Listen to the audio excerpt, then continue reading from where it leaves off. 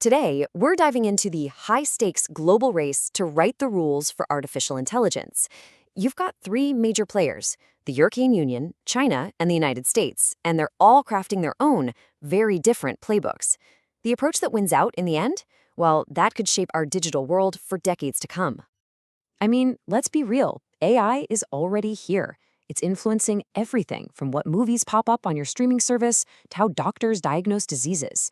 But as this tech just explodes in power and speed, it begs a huge question. Who's actually in charge? Who's setting the guardrails? Who gets to decide what AI can and, more importantly, can't do? So here's how we're going to break it down. First, we'll look at the fundamental tension that's at the heart of regulating AI at all. Then we'll jump into the three really distinct models taking shape in Europe, China, and the US. And finally, we'll ask the big one. What's at stake in this global competition?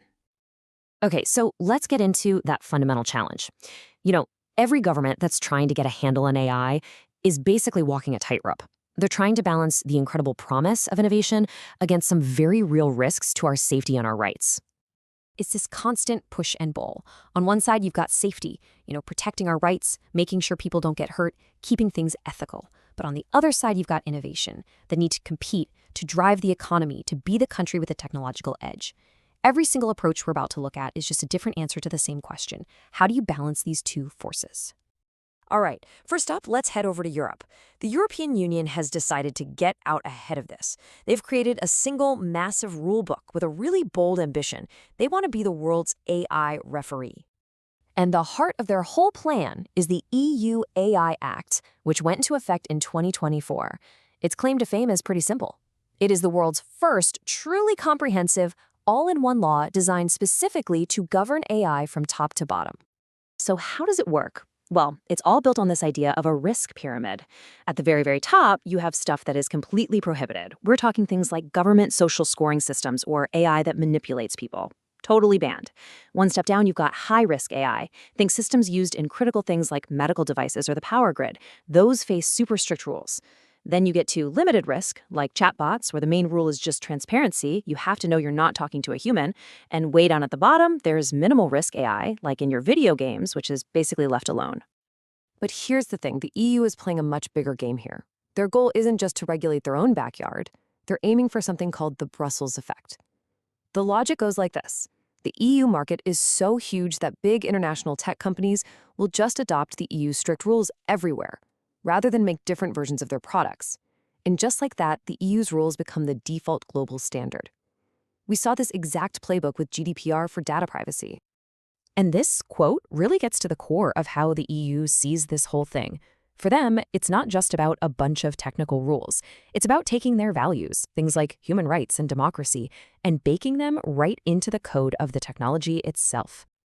Okay, next up, let's jump over to China. They've developed this fascinating hybrid system. It's this strange mix of strict, top-down state control combined with a really dynamic and fiercely competitive innovation scene. Think of it like a walled garden. And right away, you see a huge difference from Europe.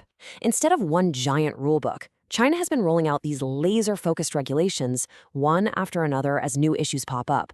They've moved incredibly fast to put out specific rules for everything from data privacy and recommendation algorithms to deepfakes and the latest generative AI models. And this is where you see that hybrid engine really fire up. From the top down, everything has to align with core socialist values. And the big tech giants, like Baidu, have to go through a really strict registration process. But on the ground, the government often goes easier on the smaller, scrappy startups, the little giants, letting them grow. The state basically allows innovation to run wild right up until the moment it bumps against the government's goals. Then the rules kick in. And that brings us, finally, to the United States. The American approach is probably best described as a market-driven maze, or maybe a decentralized laboratory. It's a place where a ton of different ideas are being tested all at once, with a huge emphasis on letting innovation lead the way. And this gets to the absolute core philosophical clash, especially between the EU and the US. Europe has what's called a precautionary approach. Basically, something is banned unless it's explicitly allowed. The goal is to stop harm before it can ever happen. The US is the opposite. It's a permissive culture. Here, something is allowed until it's proven to be harmful.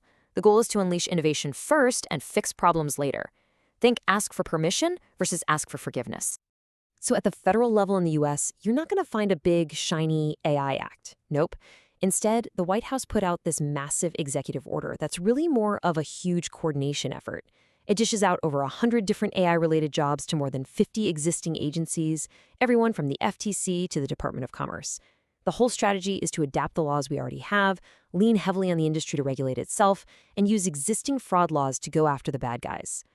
But honestly, in the US, the real drama, the real action is happening at the state level. And the story of this one California bill is the perfect example. It was introduced to put really strict rules on the most powerful frontier AI models. It went through 10 major rewrites as lawmakers, tech lobbyists, and activists all fought over it. And it actually passed. But then, at the last minute, the governor vetoed it, saying he was worried it would kill innovation in the state. This whole saga is just a perfect snapshot of the messy, complicated debate happening all across America. So, you've got these three completely different models. What happens now? What happens when these three playbooks collide on the world stage? I mean, what are the real stakes here for all of us? When you lay them all out side by side, the trade-offs each one is making become crystal clear. The EU's rulebook is amazing for comprehensive safety, but it runs the risk of slowing down innovation. China's hybrid system is super agile and competitive, but its rules can seem arbitrary and change on a dime. And the US maze is an absolute engine for innovation, but it could leave some really dangerous gaps in regulation. There's no perfect system here. Each one is just prioritizing something different. You know, at the end of the day, it's easy to get lost in the geopolitical chess match of it all. But this quote is a great reminder of what this is really about. The ultimate goal isn't just about one country winning the AI race. It's about all of us figuring out how to build a framework of ethics and standards so that this incredibly powerful technology actually benefits humanity. And that leaves us with the final massive question. As these three models compete to set the global standard, which value is ultimately going to win out? Will it be Europe's focus on safety, America's relentless drive for innovation, or China's pursuit of controlled development? The path that emerges as the winner will absolutely define the world that AI helps us build.